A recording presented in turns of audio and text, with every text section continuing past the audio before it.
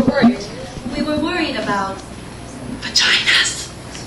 We're worried about what we think about vaginas. And even more worried that we don't think about them. We're worried about our own vaginas.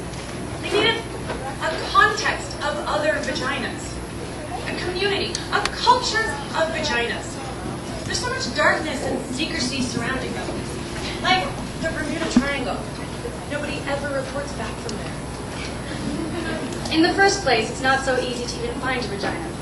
Women go weeks, months, years without even looking at it. A high-powered businesswoman was interviewed, and she said she didn't have the time. She was busy. Looking at your vagina, she said, is a full day's work. You've got to get down there on your back, in front of a mirror that's standing on its own, full-length preferred. You've got to get in the perfect position, with the perfect light, which is then somehow shadowed by the angle you're at. You get all twisted up. You're arching your back up, you're killing your neck, you're exhausted by then. She said she didn't have the time. She was busy. So, there were vagina interviews, which became the Vagina Monologues. Over 200 women were interviewed. Young women, old women, married women, single women, lesbians, corporate professionals, college professors, sex workers, African women, Asian women, Native American women, Hispanic, Caucasian women, Jewish women. Okay. At first, women were reluctant to talk. They were a little shy, but once they got going, you couldn't stop them.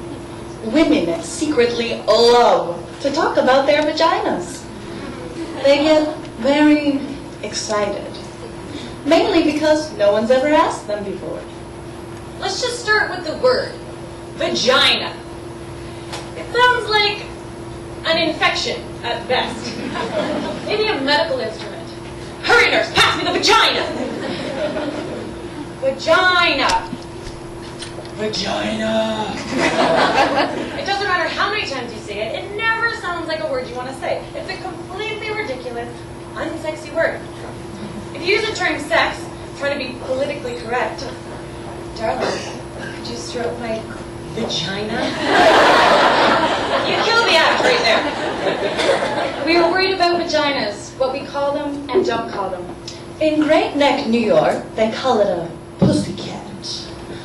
A woman there said that her mother used to tell her, "Now, dear, don't wear panties underneath your pajamas. You need to air out your pussycat."